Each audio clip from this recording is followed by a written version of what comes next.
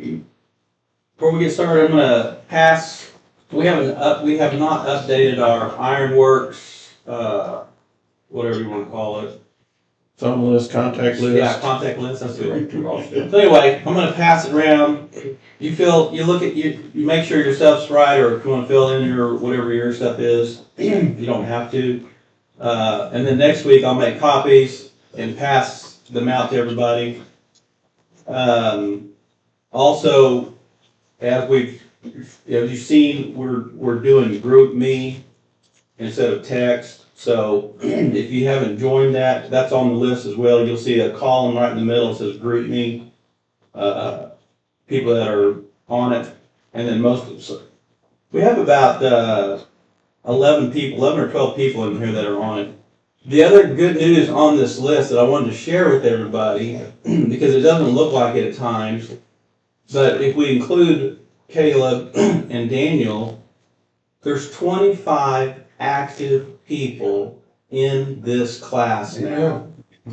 That is amazing, and praise the Lord for that. They're not always here at the same time, but I think there's 18 seats in here or something like that? If we use the one that's like real low. Yeah. But 25, these aren't people that just don't come once in a while. These are 25 people that are active. That's pretty cool. Yep. Anyway, if you have your binders, I believe what page are we on? 20? 21. 21. Mm-hmm. So we're in chapter 5. If you don't have the binder, you can go to chapter 5. And what we'll do is read chapter 5 first, because it's not very long. So I will read that, and then we'll get into it. Then I saw in the right hand of him who was seated on the throne a scroll written within and on the back, sealed with 7 seals.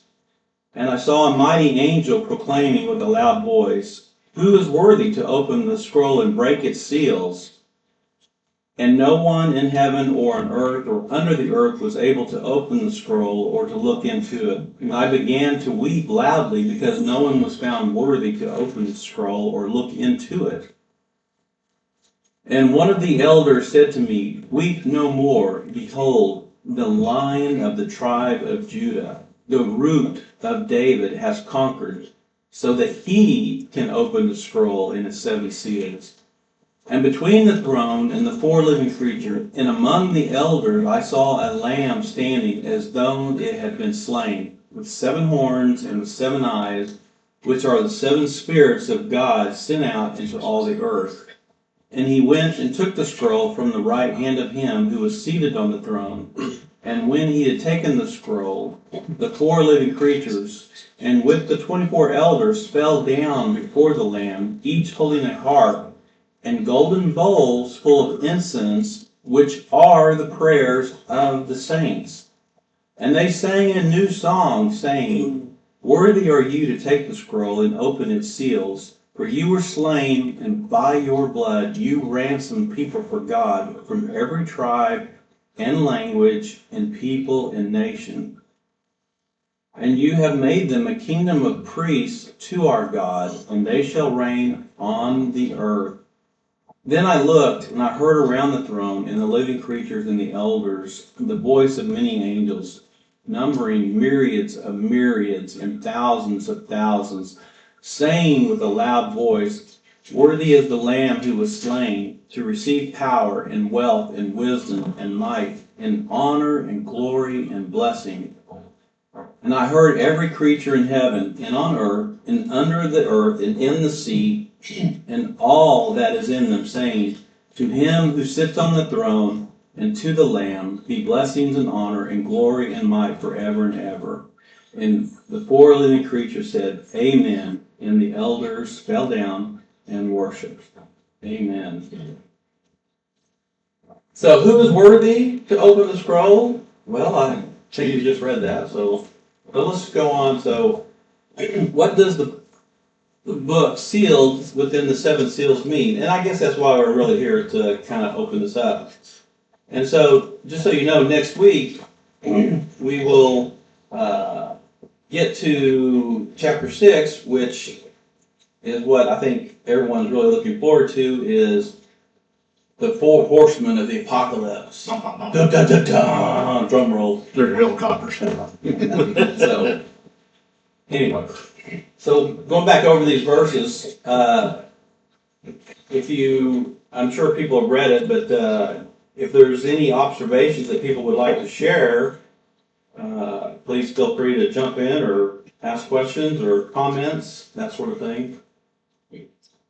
So the first thing I think we notice is that John is saying, I saw in the right hand of him who was seated on the throne a scroll written within and on the back.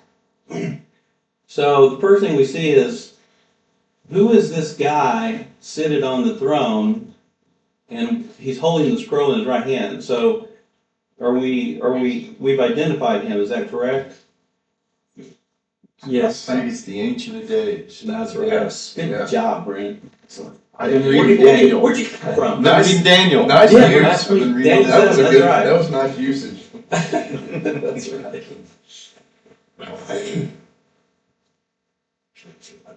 But then he has it in his right hand, but Christ, he's having it, so it's sealed up, it's in his right hand, and only Christ alone is worthy to open this scroll.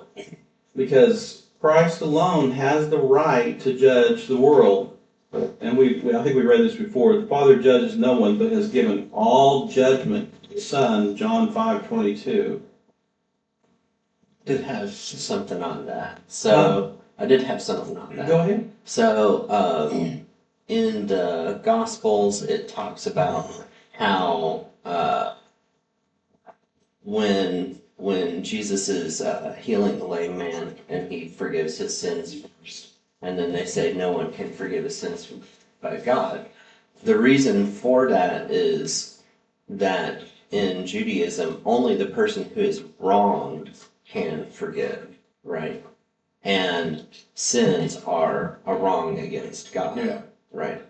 The reason that Jesus is given the power to judge us is because we killed him specifically. So he is the one that was wrong. So Not to mention sinning against him Yeah. in a rebellious way every day. yeah. There's also something else, sorry, Yeah. about that is that Jesus was a man. Yeah. He's 100% man, he's 100% God. And kind of adding to that dynamic that you were talking about, it just seems like God, the Father, is not passing judgment. It's like he's deferring that to his Son, who was a man, Yeah. because it's almost like if he passes judgment on humanity, humanity could say, how are you judging us because you're not like us? Yeah. You know what I mean? How can you understand what we went through and blame us? But the Father doesn't do that. He looks at his Son and said, he was like you. I sent him to be like you, to identify with you, to go through what you went through.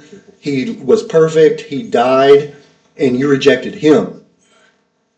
And it kind of goes back to those parables about the owner of the field that sends the son and they kill him and all that kind of stuff. It's like you're saying, it wasn't a sin necessarily against the owner of the field. It was a sin against the son that was killed.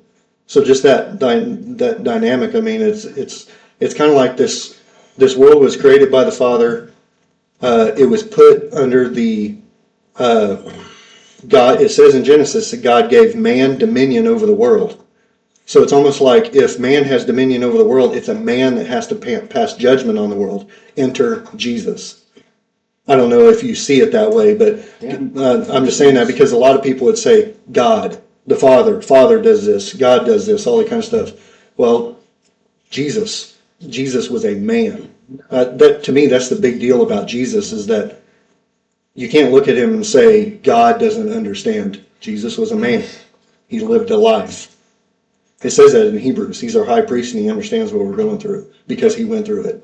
I like that. And it's also twofold because Jesus came as a man to show us what the Father was like.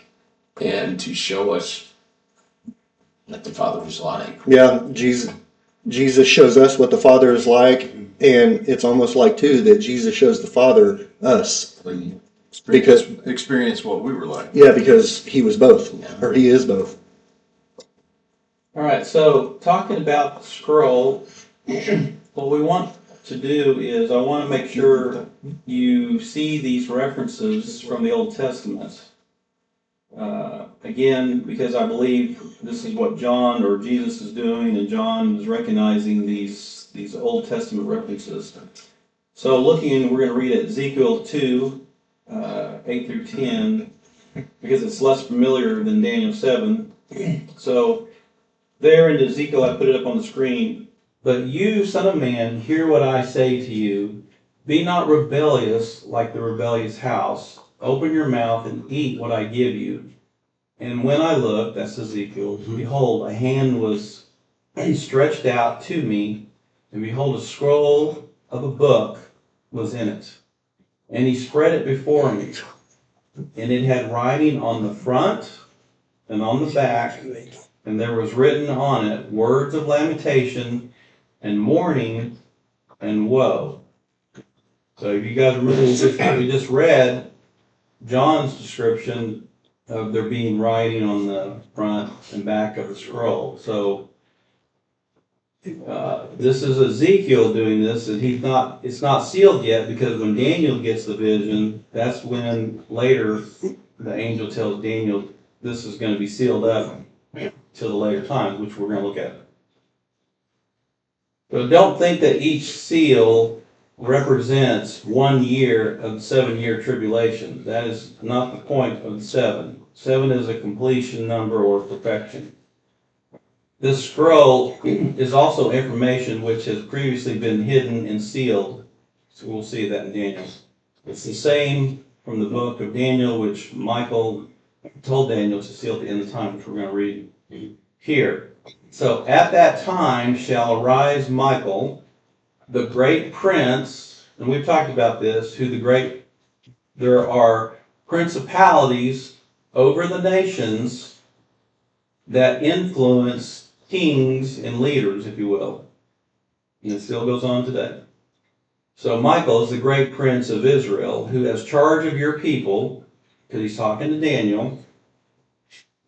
And there shall be a time of trouble such as never has been since there was a nation till that time. But at that time, your people, Israel, shall be delivered, that means rescued, every one whose name shall be found written in the book of life. And many of those who sleep in the dust of the earth shall awake, some to everlasting life, and some to shame and everlasting contempt. Verse 3, and those who are wise shall shine like the brightness of the sky, like the expanse, that's above us. And those who turn many to righteousness, like the stars forever and ever. But you, Daniel, says Michael, you shut up the words and seal the book until the time of the end. And many shall run to and fro, and knowledge shall increase. And then I have a little companion verse there from Matthew 24 that Jesus talked about, wherein he says, for then there will be great tribulation, such has not been from the beginning of the world until now, no, and never will be. So you guys see what Daniel's trying to say here regarding the scroll, because this goes back to the scroll. In the tribulation period, there's going to be a time of trouble that Israel, there's never been this particular kind of trouble. And if you guys know history with Israel, there's been a lot of trouble, a lot of bad trouble. That World War II thing was not too good. So, I think it was October 7th, more recently. well, yeah, but World War II is even worse than that. 6 million. But the point is that it's still not as bad as what's going to happen at the end of days, according to Daniel and the Archangel Michael. And according to Jesus, because he says the same thing, basically. Questions, comments? Knowledge sure has increased though. And that's just the last 100 years, you know. Okay, let's talk about that verse because Daniel makes a point that a lot of people in church will take this verse because I was taught this by Tim LaHaye in Dallas, Crestwood, that particular verse refers to the knowledge of man as far as like technology wise. But in the context of what this is, and I want to make sure people understand that what Daniel is referring to here is that he's talking about this book has been sealed so that people cannot understand. But what he's saying is, until the end of time, then as it's being unsealed, many shall run to and fro, trying to gain knowledge and understanding. That's what, in the context, because it would not make sense for it to say, all of a sudden going into this, we're talking about sealing and time to trouble and this and that's going to happen to Israel and resurrection, the book of life and all this. And then all of a sudden just switch. And by the way, we're going to be talking about technology. It just doesn't make sense.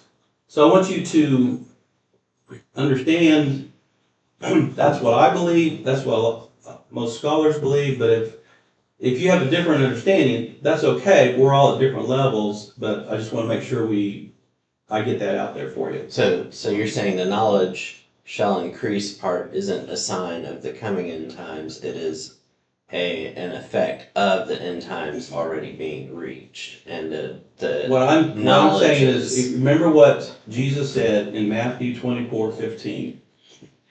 He says to the disciples, because they're asking about the end times, he says, go back to Daniel, because they're talking about the abomination of desolation, and go back to Daniel and read that if you want understanding. So what I'm saying is, since the death and resurrection of Christ, and since the Revelation was written, this seal has been slowly unrolled for knowledge of these things, this understanding of these things to start taking place.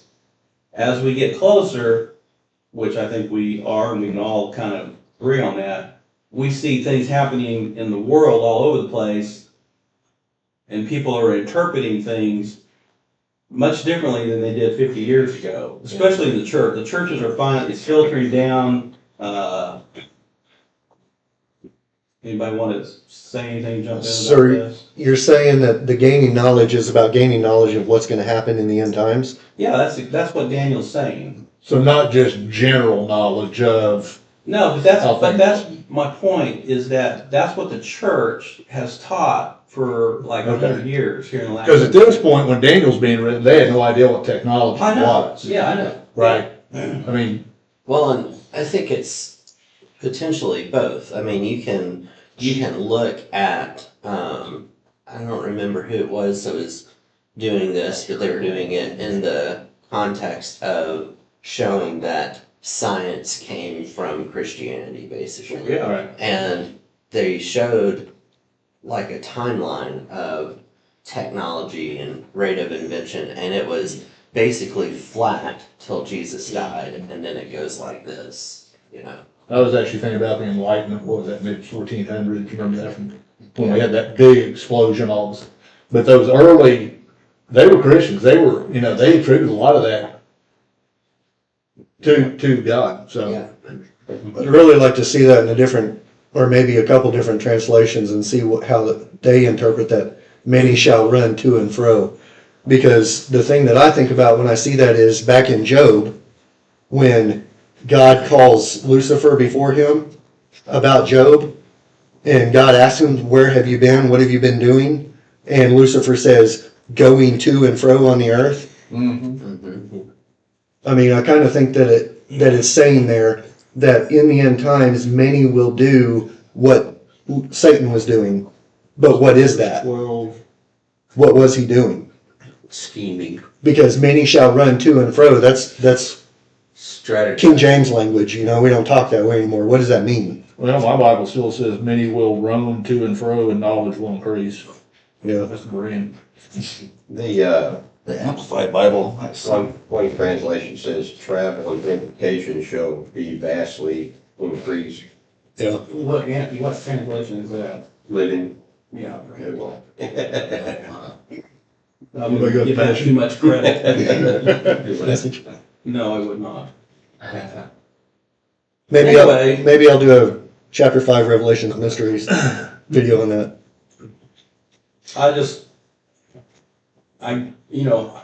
Sometimes I'm under the assumption that people understand a lot of these things as I'm talking about it, but after hearing a little bit of this, I realize not everybody's on the same page, so to speak. And it just goes to what you were saying. As we get closer, we'll realize that we didn't really know. All these years. Here's How an things are gonna go. interesting one, and I've never heard of this. What translation? The New Revised Standard Version. Yeah. And it says, many shall be running back and forth, and evil shall increase. Sure. I mean, cause there's gonna be a lot of false prophets that are writing Well, throughout our time too. I mean, I don't know what to say. I've studied this for years. I'm not saying that makes me the smartest guy about it. And with the Hebrew behind it, the Aramaic behind it.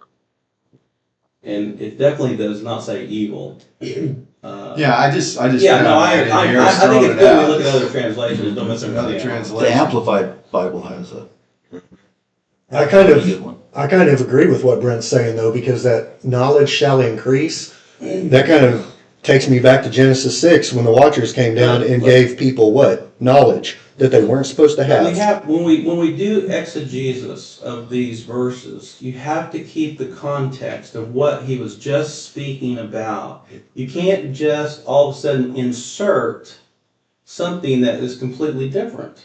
Yeah.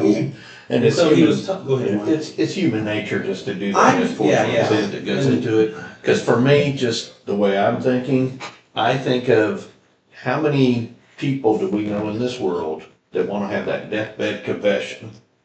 I.e. in essence, so they can live the life as they want to. When things are revealed to them, they're going to want to, oh no, I need to change my outcome.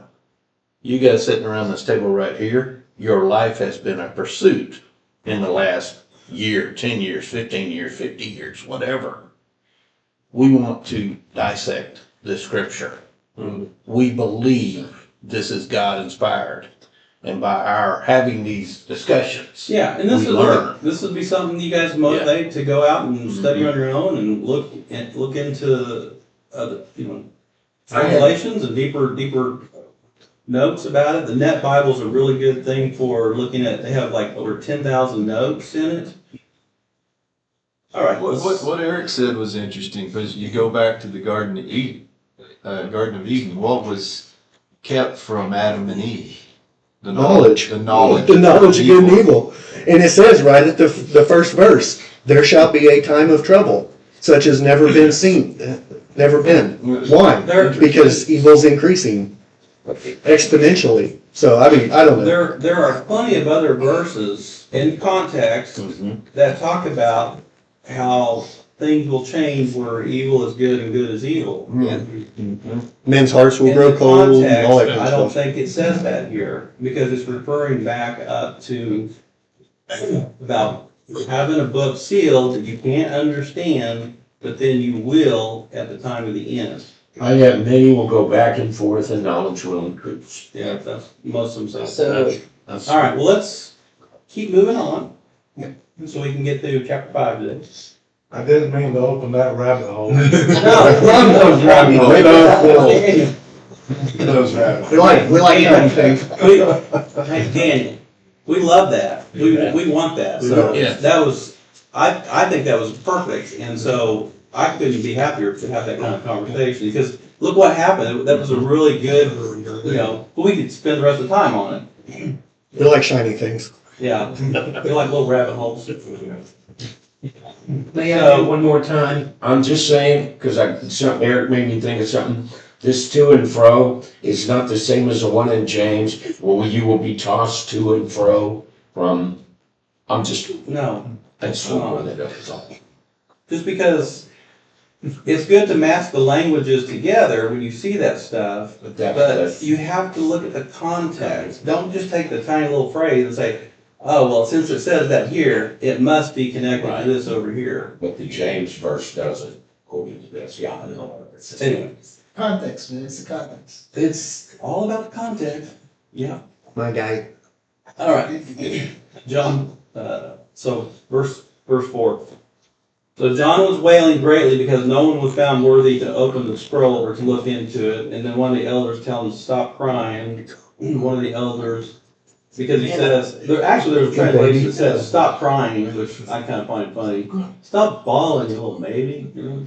But that sounds a little sacrilegious, though. I'm sure we all would be crying about it. Because the elder says to John, behold, the lion from the tribe of Judah, the root of David. So, as we've talked about before, this is covenant language that John would recognize by the elder saying to him, lion from the tribe of Judah, root of David. Oh, okay. So look at Genesis 49 there. The scepter shall not depart from Judah, nor the ruler's staff from between his feet until tribute comes to him. So you must think Jewish, because this is how John and Jesus are revealing it. Gentiles who are pagan, who would have been converted to this belief system, would have to be taught these things. They just don't, naturally know all about this Jewish that's happening. And so then I make a little note here at the bottom. There's two other places where Jesus himself tells in Luke to stop crying. One is the raising of the widow's son and Jairus' daughter from the dead. Both, and what's interesting is the crying, Jesus says stop crying. Both of them are associated with dead and then raised. I think that's really interesting.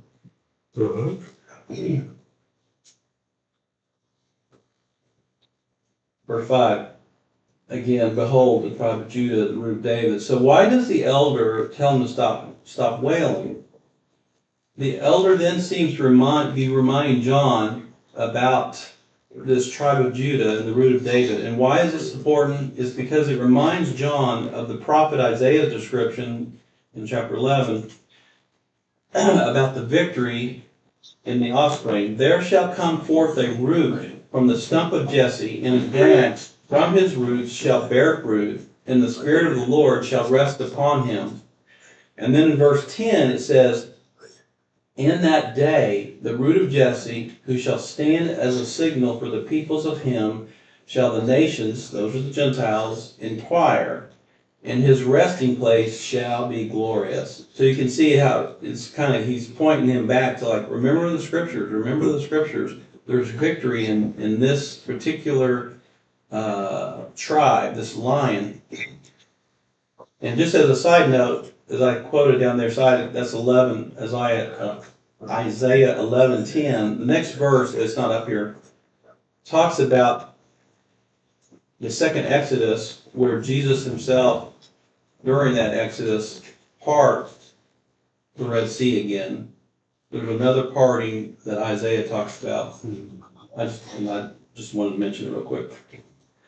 So then another part of this righteous branch of David, behold, the days are coming, this is in Jeremiah 23, declares the Lord, when I will raise up for David a righteous branch, and he shall reign as king and deal wisely, shall execute justice and righteousness in the land. In his days Judah will be saved, and Israel shall dwell safely.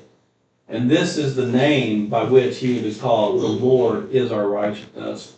And then again, Jeremiah 33. In those days, at that time, when you see that kind of wording, it's always referring to the last days. I will cause a righteous branch to spring up from David, and he shall execute justice and righteousness in the land. Obviously, referring to Jesus. So, chapter 5 here that we're reading, Christ, the elders reminding John, Christ has achieved victory and exaltation through suffering. And we've talked about this many times in this class. Suffering comes before glory. And so then in Revelation 5:6, we get a description of the Lamb having 7 horns and 7 eyes. And between the throne and the 4 living creatures and among the elders, I saw a lamb standing as though it had been slain. And the 7 horns with the 7 eyes, which are the 7 spirits of God. And they're sent out into all the earth. Then you have Jesus going and taking the scroll from the right hand of the Father, or the Ancient of Days. And then when he's taken that scroll, the 4 living creatures and the 24 elders, they fall down, each holding a harp and a golden bowls full of incense, which are the prayers of the saints. And keep that, remember that, which are those bowls full of incense, which are the prayers of the saints, because we're going to see that again and again as we go through Revelation. And so those are important things. Okay, so we are told that the 7 eyes are the 7 spirits of God sent out into all the earth. The 7, of course, as we talked about, meaning completion and perfection. Christ can see all things, know all things, has all power. We read when Eric did chapter 1, we did talk about the 7 spirits. We won't go over that again. I just will mention here in chapter 11 of Isaiah, there shall come forth a shoot from Jesse's stump, a branch from his roots shall bear fruit, and the spirit of the Yahweh shall rest upon him, the spirit of wisdom and understanding, the spirit of counsel and might, the spirit of knowledge, and the fear of the Lord. Horns. Now the horns in the Bible usually are associated with strength and are about kings. And Daniel 8 is a good example of this. So remember we just read about how there's that lamb had horns on its head. And this is a good example of proving that the horns represent authority and strength. I saw him, this is a male goat, come beside the ram, and he was enraged at him, and he struck the ram, shattered his 2 horns, and the ram had no strength to withstand him. And so he hurled him to the ground and trampled on him, and there was none to rescue the ram in power. Now, if you go down and read further down into Daniel 8 there, Gabriel, the angel giving Daniel this vision, explains very clearly what the 2 horns represent. He's like, hey, these are the 2 horns represent the kings of Media and Persia. And the goat represents the empire of Greece, which is actually Yavon back. It's a singular. So we've already looked at it. The question was who was sitting on the throne. Brent already gave us the answer to that. Again, John recognizes this scene from Daniel 7, which we've discussed.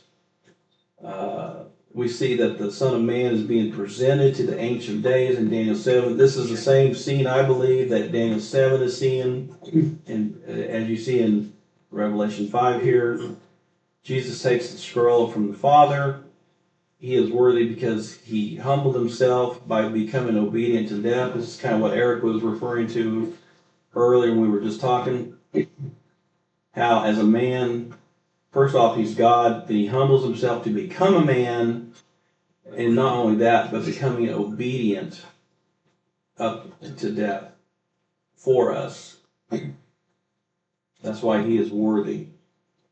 Revelation 5:8, note the golden bowls full of incense, which are the prayers of the saints. Evidently, you still have saint and believers are still praying on earth and continuing to fill that bowl. Comments, questions?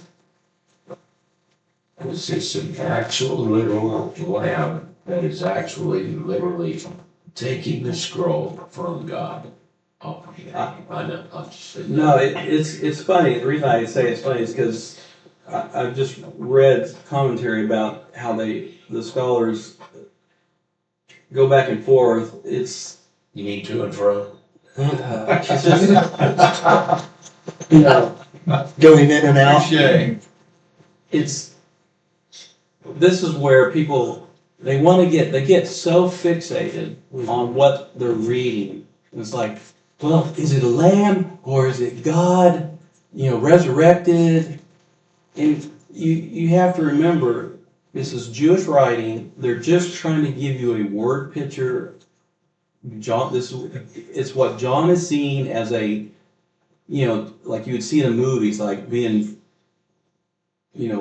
pictured, however that happens, and a weird thing. And it's just like, is it 100% accurate? Like, of course he's not a lamb. He's not like a little lamb, but it's referencing back to the Passover, and by saying that word lamb. And not only is it not a little lamb, because the word for lamb really is ram, R-A-M, because that's what they really are slaughtering.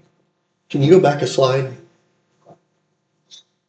There was a point, notice at the bottom, Revelation 5:8. Note the golden bowls full of incense, which are the prayers of the saints. Evidently, saints, believers are still praying on earth and continuing to fill the bowl. I just there's a principle there about filling the bowl. This is a positive spin here, but this idea is present in the Bible on the negative side too, in filling the bowl of iniquity. This points to the justice. For me, it points to the justice and the patience of God, in that when we do things wrong, God just doesn't come down immediately and strike evil people down. He allows people to do bad things over and over and over again, as if they are filling up a bowl. So that by the time God does deliver judgment, it's because their bowl of evil is overflowing. It's not just one thing you do wrong. A lifetime full of evil for the whole world. But here, it's talking about the saints delivering prayers saying, "Come, Lord Jesus, how long will you put up with this? Please come now, Maranatha," all that kind of stuff. And it's the same idea that by the time that Jesus comes or God comes to deliver, it's because the bowl of asking God to do something is overflowing. And it's like God is saying, "All right, I've heard enough. Now's the time. It's over. I'm not dealing with this anymore." In essence, do you believe you intercede when you pray? Yeah. Yeah. Which points to the thing is, if you're praying and you're talking to God, and it looks like He's not listening, He's not hearing. Recorded. Yeah, He's not hearing, He's not doing anything. Remember this bowl. Yeah, that's right. He's hearing your prayers. They're going into a vessel, and at some point, He's going to say, "I've heard enough. I'm going to do something." And that's hard for us because we want to cry out when we're in discomfort or in pain, and we want Him to do something right now. Well, and This, one of the reasons why John is crying in chapter 8, it doesn't say in chapter 8 what the scroll is, or chapter 5. It doesn't say in chapter 5 what the scroll is, but it does say in Daniel and Ezekiel what the scroll is, and in chapter 6 what the scroll is. It's a scroll of judgment and wrath. And the reason he's crying, because nobody can open the scroll, nobody would care if it was, I don't know, random book or whatever. But they care because that's the judgment and wrath that is due to all the people that are doing evil on the earth, right? Right. And Well, really, all he's men crying except for because those. nobody can open it. So if you look at it, I think you're on the right track, and we're going to get into this later. That's why, you kind of have to take the whole book of Revelation together, because what happens later is God pours out what? Bowls of wrath. Yep. Where does that wrath come from? Obviously it comes from God, but because they have kept sinning, being rebellious, and it has filled up. Yep. Just like the saints' bowls filling up for prayers fills up, and it'll be thrown over the earth, which will cause God to act eventually when we get to, we'll see it in.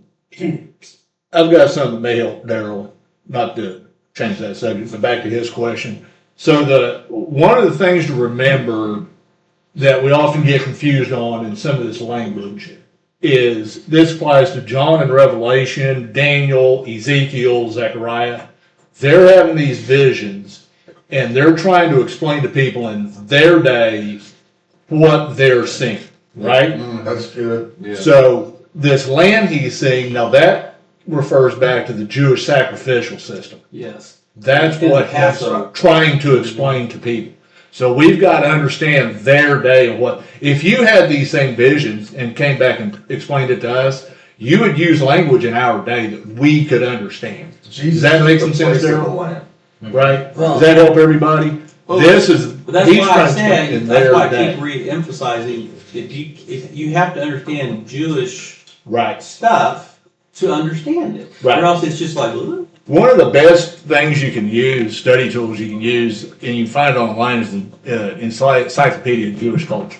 You can just Google that and look it up, and they'll explain what their thinking is to you. Like in American culture, it'd be explaining sports.